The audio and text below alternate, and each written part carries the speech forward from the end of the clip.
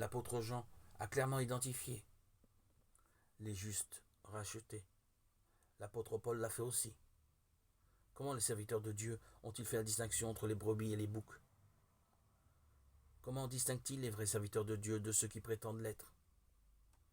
Ceux qui sont rachetés par la foi en l'eau et le sang de Jésus reçoivent le pouvoir de discerner. Qu'un homme soit pasteur, évangéliste ou ancien, s'il ne sait pas identifier une personne rachetée, s'il ne sait pas faire la distinction entre une brebis et un bouc, il n'est pas libre de lui-même et n'a pas la vie en lui. Mais ceux qui ont vraiment été rachetés peuvent faire la différence.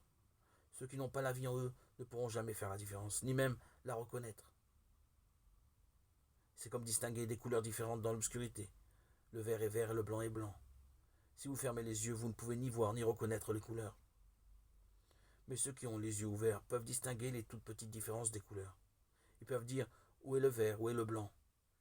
De même, il y a une différence évidente entre les personnes rachetées et celles qui ne le sont pas.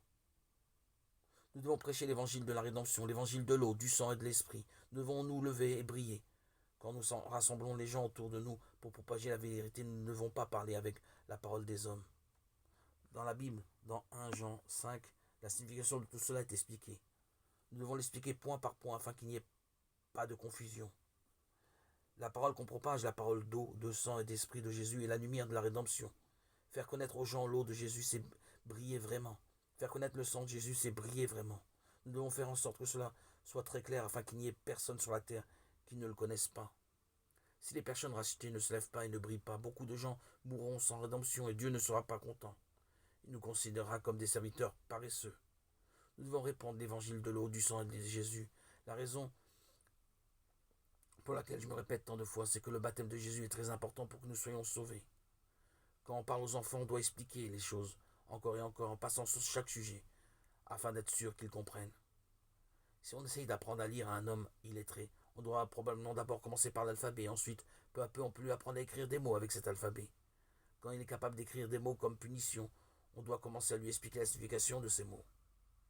C'est exactement comme cela que nous devons parler aux gens à propos de Jésus, pour être sûr qu'ils comprennent bien.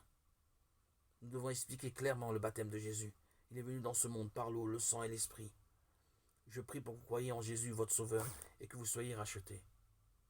La rédemption par l'eau et l'esprit vient de la foi au baptême de Jésus, au sang sur la croix, et de la foi en le fait que Jésus est Dieu, notre Sauveur.